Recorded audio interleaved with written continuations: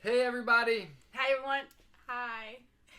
We got almost the whole family here today. Special guest. And this is episode number 9. part 3 though. It's part 3. This is the third part, obviously a 3-part series. Duh. Oh wait, this is Ella. We forgot to introduce her. I'm Monica. That's Kendall, and this is our cat. No, this is a dog. This is Toto. If you have not listened yet to episode 1, go back and then come back into and listen to this one next or last. We've been talking about the parts of resilience, and resilience has a couple of components. Because resilience might be something that you need to deal with the coronavirus? No. Ella, how do you like being home? It's miserable. Oh. So It's Ella has lovely. not been in school since when? March 14th. March 14th. And this is the girl that said every day since kindergarten that her favorite thing about school was when she was going home. And every day in the car taking her to school, even up to this year, she's 16, she's asked me, Dad, do I have to go to school today? And how do you feel about school now? I miss it so much. Guys, we call that agility. So this episode is about how to be agile, which is a component of resilience. Resilience. What does agility mean for you, Ella? I don't know. Well, I can tell you what it means for Toto. He's extremely agile because when something gets thrown at him, he can dart left and dart right real quick. And it's so being agile is the ability to pivot on the move. Quickly. So like if I was a football player growing up, and being agile was one of my traits that made me so good on the football field, because when something was coming at me, I could pivot left and right, but still keep moving in the same direction. Mm-hmm. So being agile, the component of resilience is being able to pivot in different ways, but still keep moving forward.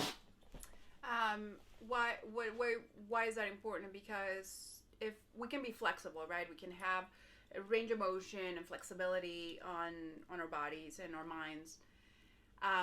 But flexibility alone is not the same as agility. Is not help us pivot quick. So in our bodies, to be agile, we have to flex different muscle fibers, and those are the ones that are the quick reflex, right? That help us move. We train agility in a certain way on our mats when we're in yoga.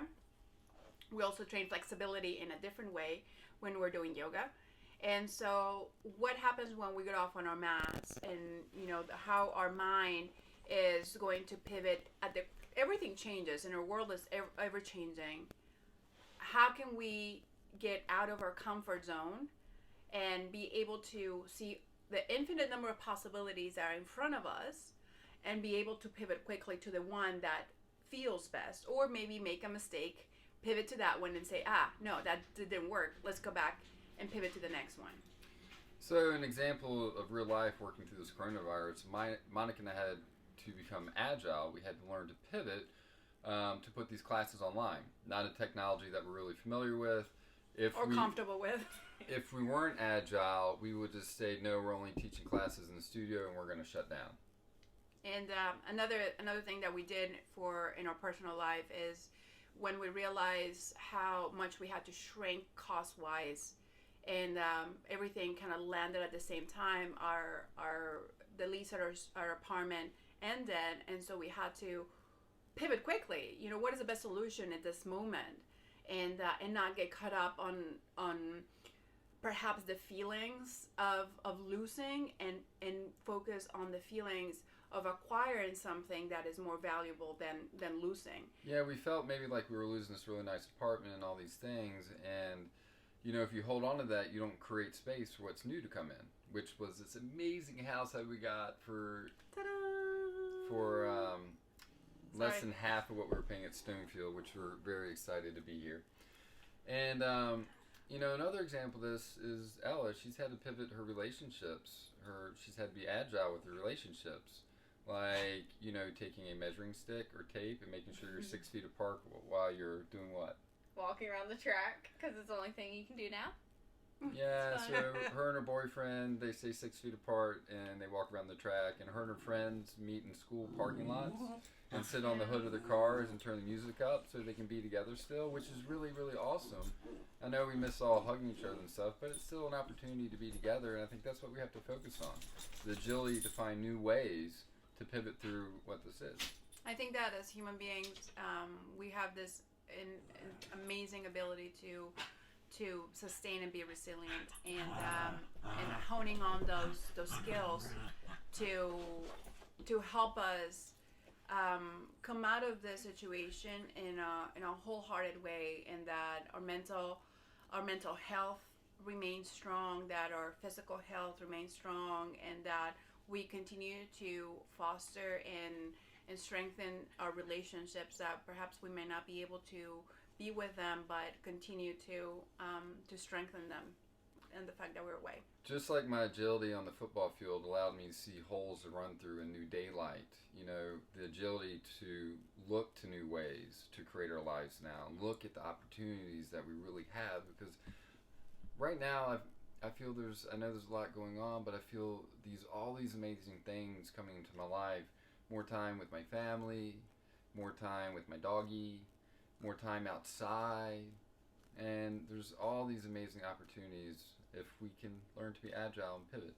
And for everyone that is suffering from a loss of someone, from your health not being optimal, and just know that we're sending you love, and know that you're not alone, and know that you're deeply loved, and we want to wish everyone that is watching this just that you continue to be taking the steps to be healthy, continue to distance yourself, continue to do all the practices that you've been setting up, and I know sometimes we get comfortable, and also we become risk risk. Ella has an example of this last night. Not risk adverse, but not risk tolerant, and then we find a new way of being, and we are okay with things. Continue to take care of yourself. Now. So you want to share your story of somebody that was not agile last night? I think you can tell it better. Okay, I'll tell it. So Ella, if you guys don't know, she started working at Chick-fil-A this year, and she's been an amazing employee, and she's gotten promotions and raises, and she's found ways to figure out how all their system works and how everything works, and which is really cool, because I can see the problem solver part of me start coming out in her, and so we went to Chick-fil-A last night, and she likes to make these special drinks that aren't on the menu, but she knows how to put them into her system, and so we were asked. It wasn't her Chick-fil-A that we're at, and she was asking ladies, like, "Hey, I work at Chick-fil-A, and can you make this drink for me? This is how you make it, and this is how you work it in the system." And the lady looked at her and was like, "We don't do that here." So Ella, as the problem solver that she is, she went online to the mobile app and put it in the system manually herself, and then just went through the drive-thru and picked it up. So, being agile, right? It makes life easier sometimes. Thank you all that you're watching.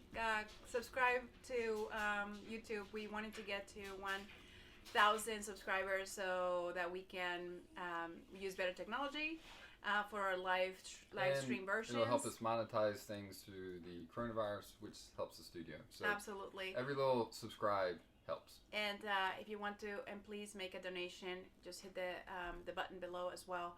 And everything that all of the efforts that we're putting through is with the goal of reopening once everybody's healthy and we're on the other side of this. Thank you for watching. From our hearts to yours, we love you guys. Our hearts are with you. Namaste. Namaste.